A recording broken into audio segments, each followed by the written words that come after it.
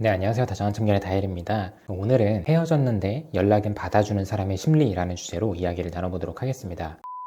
헤어지고 나서 서로 깔끔하게 연락을 단절하고 각자의 삶을 살아가는 사람들도 있지만 이게 헤어진 게 맞는 건지 아닌지, 재회에 대한 여지를 주는 건지 아닌 건지 이렇게 애매하게 연락이 이어지는 경우들이 있는데요. 이럴 때 이별 통보를 받았거나 미련이 남은 쪽에서는 상대방이 나의 연락을 받아주는 것에 대해서 수많은 의미 부여를 하고 혼자 복잡한 마음을 이어가기도 하죠. 어떠한 경우들이 있는지 살펴보면 첫 번째는 바로 아직 감정이 다 정리가 되지 않은 경우입니다. 본인 나름대로 이성적인 고민을 마치고 이별을 통보를 한 거는 맞지만 사람의 감정이라는 게 또 이성적이고 논리적인 판단대로만 이어지는 건 아니잖아요. 어떠한 이유에서든 우리의 관계가 아니라고 생각을 해서 이별 통보를 했는데 헤어지고 나니 상대방이 생각보다 나에게 있어서 소중한 사람이고 큰 사람이었고 당연히 이성적인 판단 하에는 아무렇지 않을 줄 알았는데 생각 이상으로 감정이 요동치는 경우입니다. 실제로 좋아서 만났다고 할지라도 남녀 관계에서는 서로 아니라고 느껴지는 그런 관계들도 꽤 많아요. 이를테면 이 사람이랑 나랑은 참 안 어울리는 것 같다. 우리의 미래가 어떻게 될지는 너무 뻔하다. 서로에게 정말 득이 될 게 없는 바람직하지 못한 관계다. 이와 같이 자신도 아니라는 걸 알지만 이럴 때 보통 많이들 하는 말이 내가 머리로는 어떻게 해야 할지 알겠는데 몸과 마음이 통제가 안 돼서 나도 답답하다 라는 말들을 합니다. 그리고 실제로 이런 경우에 두 사람이 서로 갈피를 잡지 못한 상태로 다시 이별을 했다가 이렇게 반복되는 경우들이 많은 것 같아요. 이어서 다음으로 두 번째로는 바로 남녀 관계로서의 그런 감정은 완전히 정리가 되었지만 그냥 이 사람 자체를 완전히 잃고 싶지는 않다는 심리에서 비롯된 연락을 받아주게 되는 심리예요. 내가 이 남자 혹은 이 여자에게 뭔가 연인 간의 남녀 간의 마음은 식어서 이제 다시 그럴 마음은 없지만 그렇다고 해서 아예 상대방을 손절하거나 모르는 사이로 지낼 자신이 없는 거예요. 이게 당연하게도 남녀 사이라는 게 헤어지게 되면 남보다도 못한 사이로 남는 게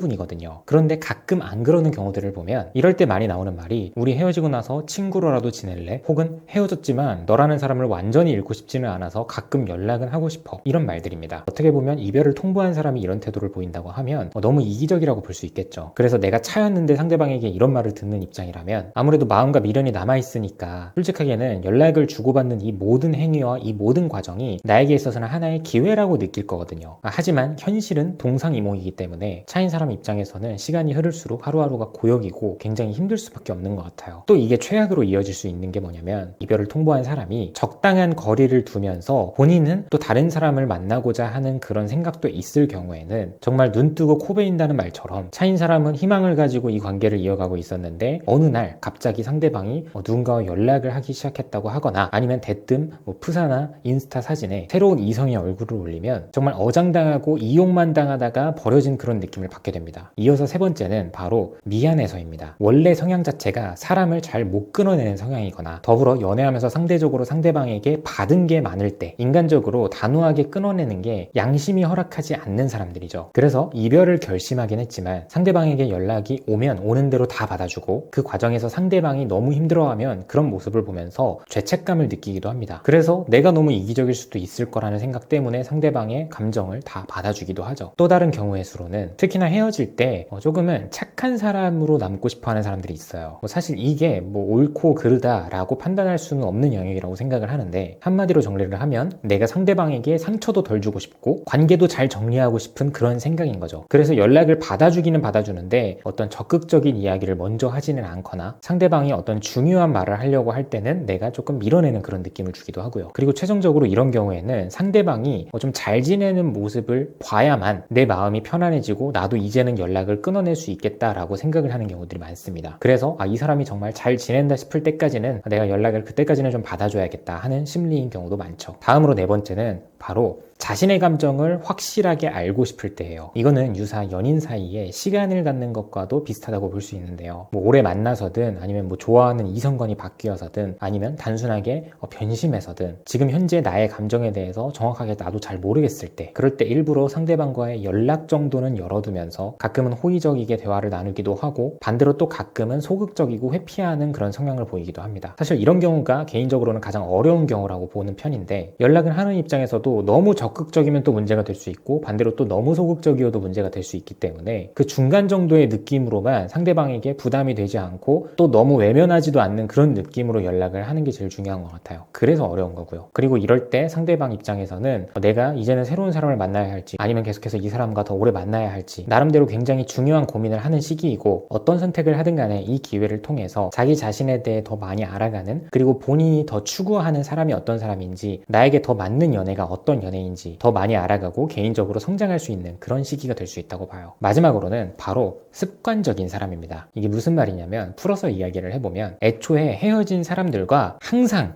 연락을 끊지 않는 사람들이 있더라고요. 말 그대로 습관일 수도 있는 거죠. 당연히 제 기준에서는 이해가 안 가는 행동들인데 흔히 말하는 쿨병에 걸려서 꾸준하게 연락을 이어가기도 하고 가끔 만나서 식사를 하기도 하고 또 웃기게도 내가 새로운 사람을 알아가면 알아가는 대로 또 이런 내용들을 상대방에게 공유를 해주기도 하고 그리고 더 나아가서 가끔은 서로 만나서 잠자리를 갖기도 하고 그냥 이렇게만 들어봤을 때는 정말 정신 나갔다 싶은 그런 사람일 수도 있지만 생각보다 이런 사람들이 꽤 있습니다. 어떻게 보면 혼자만의 생활을 전혀 이어가지 못하는 부류의 사람이고 반드시 이성이 있어야만 이성이 끊기는 걸 용납하지 못하는 사람들입니다. 그래서 나는 항상 그래왔듯 헤어지고 나서도 항상 X랑 연락을 이어왔고 카톡이든 인스타든 차단을 해본 적도 없는데 왜 이번에 만난 사람 왜 너만 유독 나에게 집착을 하고 더 의미부여를 하고 왜 난리를 피우는 거냐 이렇게 생각을 하기도 합니다. 결론적으로 이런 사람은 원래부터 그렇게 해온 사람이고 앞으로도 그렇게 할 사람이기 때문에 이런 상황을 처음 겪어보는 상대방의 입장에서는 아무래도 혼란스럽고 어렵게 느껴질 수밖에 없는 것 같아요. 헤어진 사이에 계속해서 연락을 이어간다? 서로가 온전히 둘만의 관계에 대해 깊이 생각을 하고 있는 그런 시간이라고 한다면 충분히 그럴 수도 있다고 봐요. 하지만 제가 많은 상담을 진행하면서 다수의 경우가 헤어지고 나서 연락을 계속 이어갔을 때 오히려 안 좋은 결과로 이어지는 경우들이 훨씬 더 많았어요. 그래서 서로 적당한 시간을 가지면서 그냥 어떻게 지내는지 정도만 알아가면서 그렇게 서로가 각자의 자리에서 시간을 잘 갖고 성장을 하면서 그렇게 다시 만나게 되었을 때 다시금 좋은 관계로 거듭나는 경우들이